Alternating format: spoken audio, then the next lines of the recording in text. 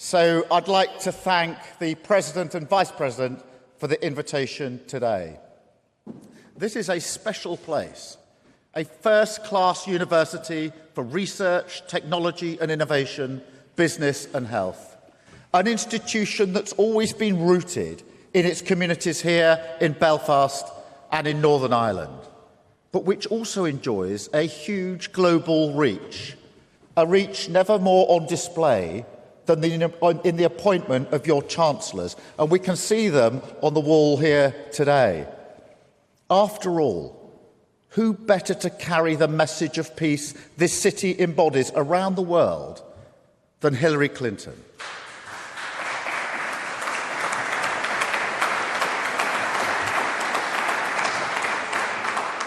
I've been here to Queen's many times. In fact, I remember the last time clearly because I was halfway through my speech when the United Kingdom announced a vote on Article 50. What a relief it is that that's all now behind us. Now, that day, when I last came, I came here to reflect on the success of the Police Service of Northern Ireland and my role as the Human Rights Advisor to the Policing Board, which oversees it.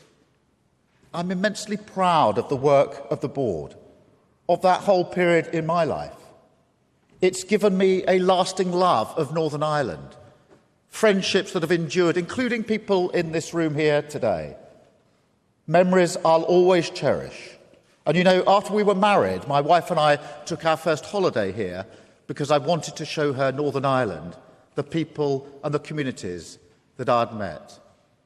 I was in love with this island, and that love has stayed with me. It's also taught me so much about politics, about change, about the power of hope. And this year is a moment of reflection for Northern Ireland, and speaking for myself, standing here in 2023, it's hard to describe just how different it feels to the Northern Ireland of 20 years ago, when I first came to take up my role here. How raw the emotions were back then, in a country still coming to terms with its hard-won but fragile peace. I wanted a chance to serve because it felt like a huge moment, a chance to turn the pages on decades, if not centuries, of pain. And I wanted to make a contribution, help to create a lasting institution, one that could reach out to all communities, hold the police to account, and in doing so, help preserve the peace for future generations. I think we did that. Accountability, transparency, human rights. The framework we put in place was critical for both communities to have a degree of faith that the Police Service of Northern Ireland was new, was different, was worth those first risky steps. We were tested, of course, every day. As Tony Blair said at the time, every advance made in the name of the Belfast Good Friday Agreement has to be ground out. But over time, policing in Northern Ireland did change. The PSNI did become an institution which enjoys cross-community support. Catholics did sign up to serve. Not enough. In Northern Ireland, you can always point to the work that still needs to be done. But if you'd said to us then, in 2003, that in 20 years we'd have the PSNI we have today, that one day a Sinn Féin leader would stand shoulder to shoulder with unionist leaders in a campaign to help recruit new officers, yes, that would have felt like an achievement worth celebrating. And there are people here today who deserve huge credit for helping to make that happen. Now, this year should be a year we celebrate achievements like that. All the achievements, big and small, of the Good Friday Agreement. 25 years of relative peace, prosperity, and a better Northern Ireland. It's a proud moment for me, reflecting on the small role I played in that. And it's obviously a huge moment for my party. The Good Friday Agreement is the greatest achievement of the Labour Party in my lifetime, without question. But of course, the real achievement, the real pride, belongs to the people and the communities here in Northern Ireland. It's your bravery, your determination, your courage, resilience, and yes, your willingness to sacrifice, to compromise, to stand despite everything in the shoes of other communities, and above all, to keep doing so when there were bumps in the road, provocations, outbreaks of violence. That's what won this peace. It's why I fell in love with this place. I'd never seen anything like that spirit, that hope.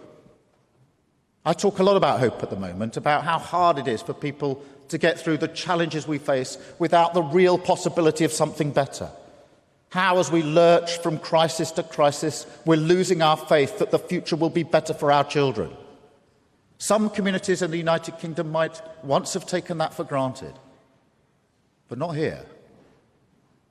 Because what I saw in Northern Ireland 20 years ago were people and communities experiencing that hope for the first time. It's what powered the Good Friday Agreement, drove the communities of this country on towards the history they made. And we've got to get it back.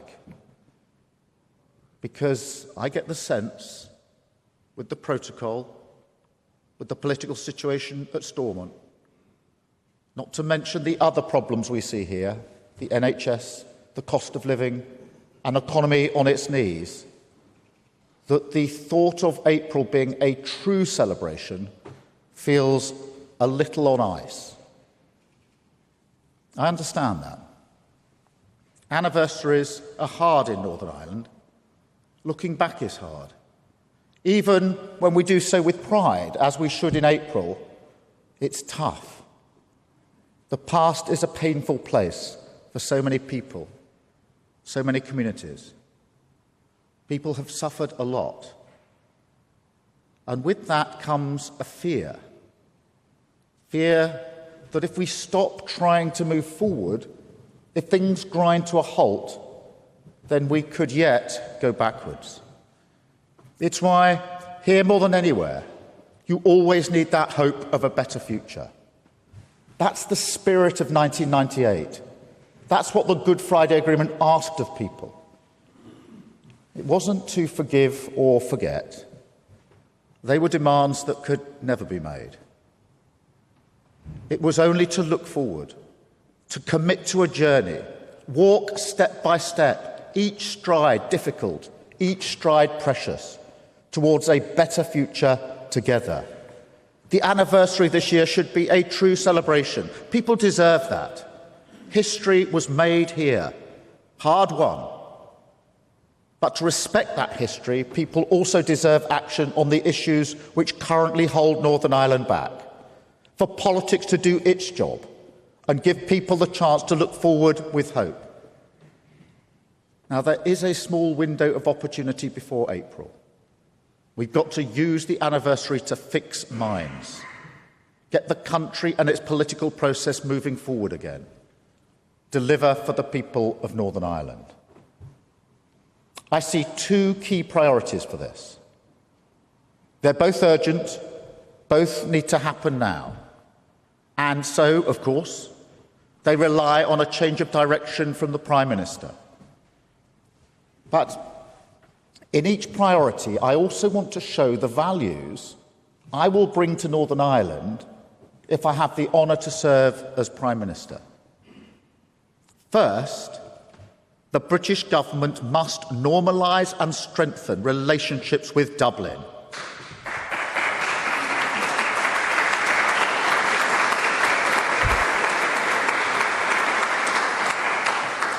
The Taoiseach held out an olive branch in recent weeks. We must take it. But honestly, relations should never have been this strained.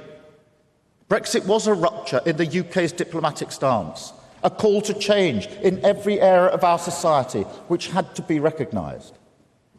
I've been very clear about this. My government will make it work. We'll take on the mantle of that vote. We'll turn its slogans into practical solutions. Yet throughout the last 7 years, Nothing has been more self-defeating than the determination of some Conservative ministers to see our friends in Dublin as adversaries on Brexit. That has damaged the political process here in Northern Ireland, no question. And it's certainly not the spirit of 1998. We should never lose sight of what binds us together on these islands. Our shared commitment to peace here, above all other considerations.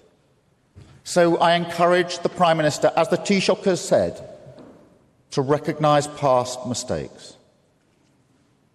It will help him with the second priority, the obvious one, the protocol. Look, there's no point varnishing the truth. To get beyond the current stalemate, we have to make the protocol work. Nobody wants to see unnecessary checks on goods moving between Great Britain and Northern Ireland. We just need to find a solution. And I want to commend the recent agreement on trade data sharing, commend the EU, commend the government. If they are finally serious about a deal, there will be no sniping from us. I can promise you that. I go back to the Good Friday Agreement. The pride we feel in the Labour Party towards it has no bounds. But we know the political effort didn't just come from us, from Tony Blair and Mo Molan. It didn't come just from Bertie Ahern and Mary McAleese, from the unwavering support from the US, Bill Clinton, George Mitchell, or the tenacity and brilliance of John Hume and David Trimble.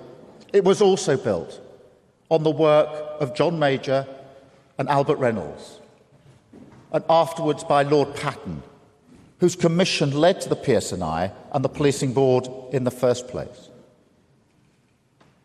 My point is this.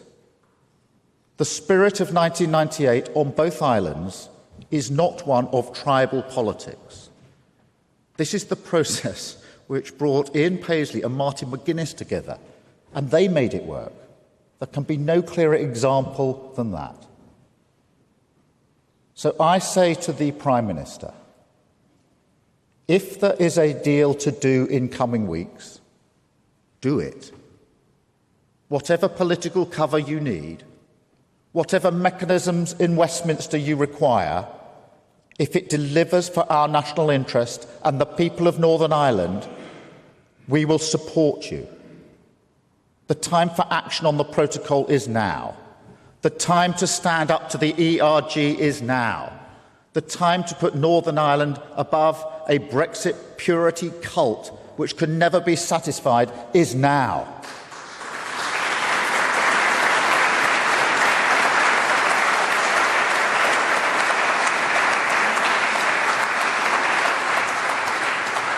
We can find ways to remove the majority of checks. A bespoke SPS agreement, a monitoring system that eradicates checks on goods that will only ever be sold in Northern Ireland. The opportunity for these reforms is there, and they would deliver for communities and businesses across these islands. Northern Ireland can be prosperous under the protocol, but it requires leadership from you, Prime Minister. And look, I enjoyed my dialogue with the DUP and Unionist parties yesterday. So I want to reach out on this, speak to all Unionist communities. There are legitimate problems with the protocol, and these must be recognised in any negotiations. And as for the process that got us here to this point, I think your anger about that is more than justified. I said this yesterday. I will say it here, and I want every community in Northern Ireland to hear it. The Labour Party will always be a good faith guarantor of the Constitution and the principle of consent. That commitment is written into the agreement we want to celebrate in April. It stands above politics. It should stand above Brexit negotiations as well. I think people know that we would have done things differently, and that we will stand by those values when in government. But I also want to say this. In the coming weeks, It's possible there will be siren voices in Westminster that say again, there's another path, a path that doesn't require compromise on the protocol. In fact, it's possible those siren voices will include, may even be led by, the very people who created the protocol. That was Keir Starmer in Belfast making his speech where he talks about the Northern Ireland Protocol.